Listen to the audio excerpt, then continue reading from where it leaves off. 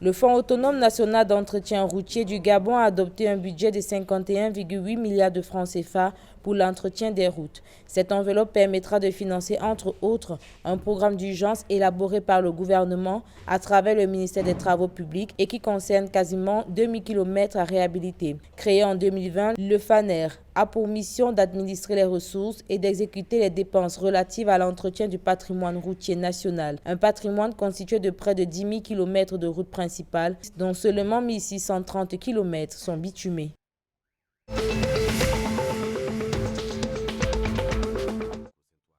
Pour assurer un avenir durable grâce aux énergies renouvelables, le gouvernement santoméen souhaite atteindre l'objectif d'au moins 50% d'énergie renouvelable d'ici 2030 en mettant en œuvre les mesures nécessaires avec les partenaires au développement. Selon le directeur de l'énergie, Fernando Makengo, Sao Tomé et Principe bénéficie d'environ 200 cours d'eau côté eau et grâce à la technologie, les autorités nationales peuvent utiliser les déchets pour produire de l'énergie. Toutefois, pour y parvenir, le gouvernement estime que le soutien de ses partenaires internationaux, notamment la Banque mondiale, la Banque africaine de développement, le PNUD, reste nécessaire.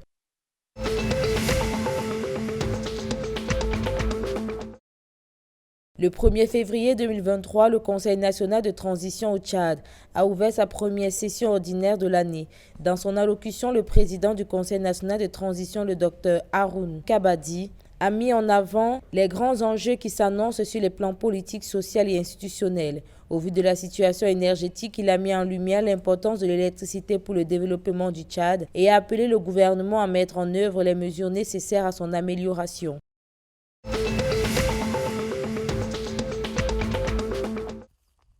La partie septentrionale du Cameroun va bénéficier d'une subvention de 36,4 milliards de francs CFA pour booster sa production agricole. Cette enveloppe, issue du partenariat entre le Cameroun et l'Agence française de développement, sera grandement bénéfique à la Société de développement de coton du Cameroun à hauteur de 26 milliards de francs CFA en soutien à sa transition énergétique.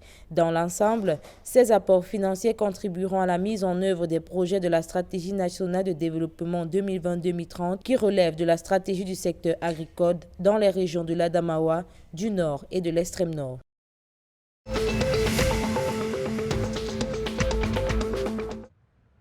Le comité de pilotage du projet d'appui aux initiatives féminines en Guinée équatoriale a approuvé le financement de 107 nouveaux projets pour un montant de 2,22 milliards de francs CFA. Ce projet, parrainé par la première dame de la nation, vise à garantir l'autonomie économique et financière des femmes en Guinée équatoriale. Cette seconde vague sera notamment consacrée aux petites industries, l'agriculture, l'agro-industrie, l'éducation, la santé, l'hôtellerie et le tourisme.